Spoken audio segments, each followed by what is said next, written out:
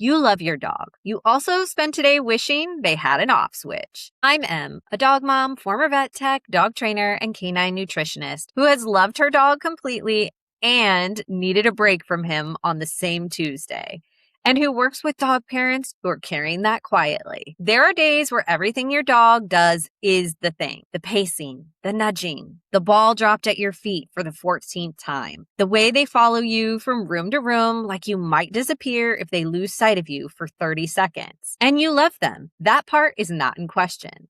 But today, they are a lot, and you are already running on empty, and the a lot is landing differently than it does on a good day. And then the guilt shows up. Because you're supposed to love this. You chose this dog. You know what they need. And on the days when what they need feels like more than you have, the gap feels like something is wrong with you. But here's the thing nobody says out loud. Every person who has ever loved a dog has had a day like this. The day where the love was completely real and the enjoyment just wasn't there. The day you got through it because you love them, not because it felt good. The thing about a dog who needs more is that the need doesn't take days off. Fitz has never had a natural off switch. There are days where I have done everything, the walk, the enrichment, the training session, the play sessions, and he is still going, but I am completely spent. And the version of me that is done still has to be the person he needs. And that math doesn't always work out. Because exhaustion makes everything harder to read. The same need, the same dog, the same request, and somehow on a hard day, it lands completely differently. I hear this from dog parents constantly and almost always in a lowered voice, like it's a confession. Like admitting that they didn't enjoy their dog today means something about whether they're a good dog parent or not. It doesn't. It means they're a person who loves their dog and who also had a day where the love was being expressed mostly through gritted teeth and one more game of fetch they did not have the energy for.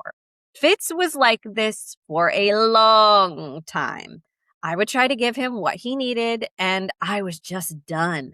I love him completely. And I also needed him to just stop for 5 minutes. Both of those things were true at the same time on the same day, and neither one canceled the other out. And even knowing that, even giving yourself permission to feel both things, the guilt doesn't just leave.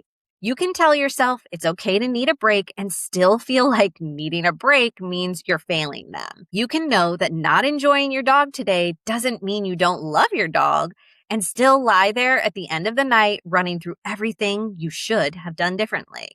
Because the guilt has its own logic. And the logic says if you really loved him, you would have done more. If you were doing this right, you wouldn't be tired.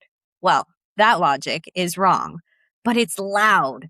There was a point where I stopped trying to feel the right way about the hard days and just started letting them be hard days. Not enjoying your dog today is not the opposite of loving them.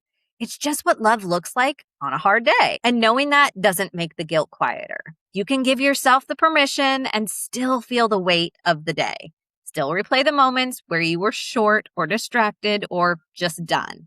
But here's what's actually true. The love that shows up on the hard days, the tired love, the gritted teeth love, the I don't have anything left, but I'm still here love, that's not the lesser version. That might actually be the realest version of your love for them because it's not performing. It's not easy. It's just true. You didn't enjoy today. You showed up anyway. Those two things together are not failure.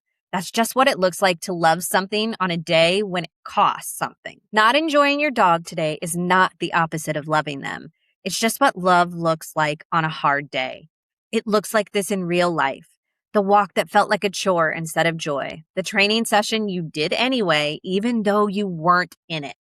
The moment you sat on the floor with them at the end of the day, not because you had anything left, but because he was there and that was enough. That counts. Maybe especially that. Here's the question I want to leave you with. What if the love that shows up on hard days is the love that actually means something? You showed up today, even when you were done, even when you needed a break and you didn't get it. Even when the love was real and the enjoyment wasn't there. Your dog already knows. They were right there with you the whole time. And tomorrow, you get to try again. And if you're sitting there thinking about the energy piece, why your dog always seems to have more of it than you know what to do with, the Living with the Dog in Front of You ebook is in the description. It's free and it'll help you figure out some fun ideas to help you get your dog what they actually need with less effort. So be kind, spread joy, and remember, not enjoying your dog today is not the opposite of loving them. It's just what love looks like on a hard day.